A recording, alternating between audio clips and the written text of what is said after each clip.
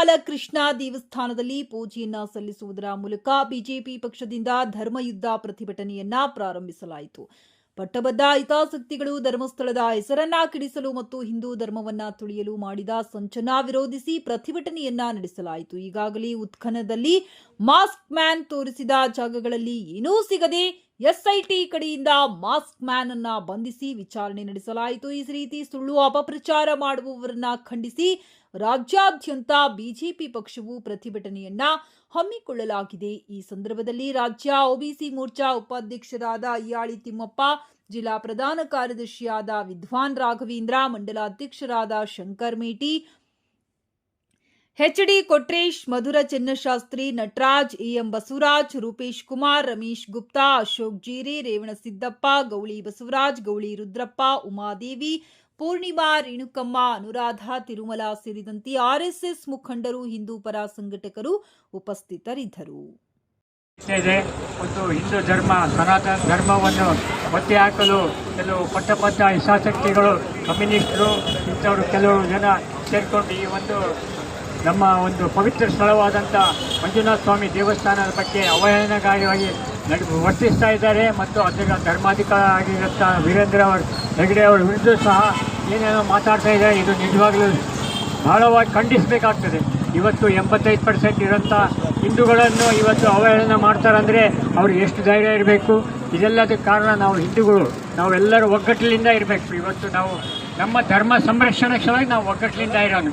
ಇವತ್ತು ನಮ್ಮ ಧರ್ಮ ಇದ್ದರೆ ನಮ್ಮ ದೇಶ ಉಳಿತದೆ, ಇಲ್ಲಿದ್ದರೆ ನಮ್ಮ ದೇಶ ಕೂಡ ಬಾಂಗ್ಲಾದೇಶ, ಪಾಕಿಸ್ತಾನ ಆದಂಗೆ ಆಗ್ತದೆ.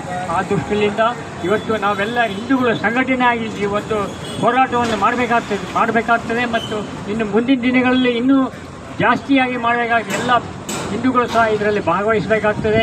ಇವತ್ತು ಮಂಜುನಾಥ ಸ್ವಾಮಿ ಭಕ್ತರು ಎಲ್ಲ ಧರ್ಮದಲ್ಲಿದ್ದಾರೆ. ಭಾಳ ಜನ ಇವತ್ತು ಅದರ ಸಹಾಯ ಪಡೆದಂಥವರಿದ್ದಾರೆ.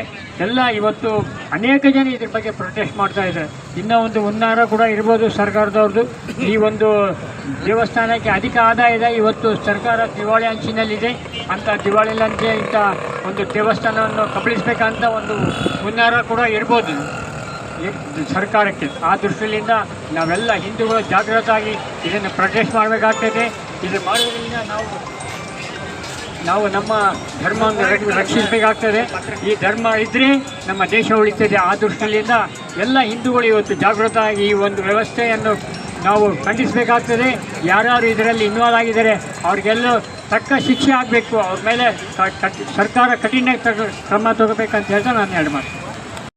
ಧಕ್ಕೆ ತರುವಂತಹ ಕೆಲಸ ಮಾಡ್ತಿರುವ ಕೆಲವು ದುಷ್ಟ ಶಕ್ತಿಗಳು, ಅವರನ್ನು ಪ್ರೇರೇಪಿಸುವ ಇನ್ನೂ ದುಷ್ಟ ಜನ, ಇವರಿಗೆ ಬೇರೆ ಕೆಲಸನೇ ಇಲ್ಲ.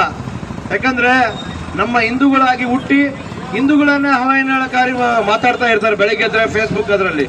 ಆದರೆ ಸರ್ಕಾರ ಇಂಥ ನೀಚ ಜನರನ್ನು FIR ಮಾಡಿ ಧರ್ಮಕ್ಕೆ ಧಕ್ಕೆ ತರುವಂತ ಕೆಲಸ ಮಾಡುವವರನ್ನ ಅರೆಸ್ಟ್ ಮಾಡಬೇಕಂತ ಇದೊಂದು ಸಂದರ್ಭದಲ್ಲಿ ಹೇಳ್ತಾ ಇದ್ದೇನೆ. ಈ ನಮ್ಮ ಹಿಂದೂಗಳೆಲ್ಲ ಒಕ್ಕಟ್ಟಾಗಿ ಈಗ ಧರ್ಮಸ್ಥಳ ನಮ್ಮ ಕರ್ನಾಟಕದ ಪ್ರಮುಖ ವಹಿಸಿದಂಥ ಧಾರ್ಮಿಕ ದೇವಸ್ಥಾನ. ಈ ದೇವಸ್ಥಾನಕ್ಕೆ ಎಷ್ಟೋ ಜನ ಭಕ್ತರು ಹಿಂದೂಗಳು ಹೋಗ್ತಾ ಇದ್ದ ಮುಖ್ಯವಾದ ದೇವಸ್ಥಾನ.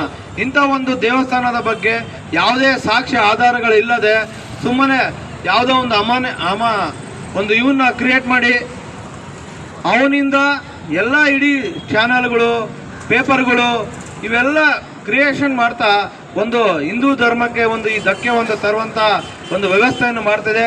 ದಯವಿಟ್ಟು ರಾಜ್ಯ ಸರ್ಕಾರ ಇದ್ರ ಬಗ್ಗೆ ಗಮನ ಹರಿಸಿ ಈ ಕೂಡಲೇ ಯೂಟ್ಯೂಬರ್ಗಳು, ಫೇಸ್ಬುಕ್ಕಲ್ಲಿ ಆಗ್ತಕ್ಕಂಥ ಯೂಟ್ಯೂಬರ್ಗಳು ನಮ್ಮ ಅಕ್ಕಪಕ್ಕಲ್ಲೇ ಇರ್ತಕ್ಕಂಥ ಹಿಂದೂಗಳಾಗಿ ಯೂಟ್ಯೂಬ್ನಲ್ಲಿ, ಫೇಸ್ಬುಕ್ನಲ್ಲಿ ಫೇಕ್ ನ್ಯೂಸ್ಗಳನ್ನು ಹಾಕುವಂಥ ಇಂಥ ದುಷ್ಟರನ್ನು ಬಂಧಿಸಬೇಕಂತ ಹೇಳುತ್ತಾ ನಮ್ಮ ಈ ಹೋರಾಟಕ್ಕೆ ಜಯವಾಗಲಿ ಅಂತ, ಧರ್ಮಸ್ಥಳದ ಧರ್ಮ ಪ್ರಾವಿತ್ಯತೆ ಉಳಿಲಿ ಅಂತ ನೋಡ್ತಾ ಇದೆ.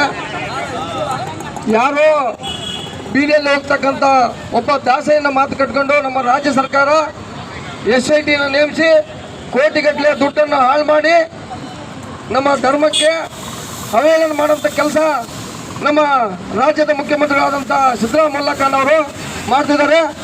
ಸಿದ್ದರಾಮಯ್ಯ ನಮ್ಮ ಧರ್ಮವನ್ನು ನಿಮ್ಮಂಥ 1000 ಜನ ಬಂದರೂ ಕೂಡ ನಮ್ಮ ಧರ್ಮವನ್ನು ಏನು ಮಾಡ್ಕೊಳ್ಳೋಕ್ಕಾಗಲ್ಲ. ಇದರಿಂದ ಸಾಕಷ್ಟು ಜನ ನಮ್ಮ ಧರ್ಮದ ವಿರುದ್ಧ ಮಾಡಿದಂಥವರೆಲ್ಲರೂ ಮಣ್ಣಾಗಿ ಹೋಗಿದ್ದಾರೆ.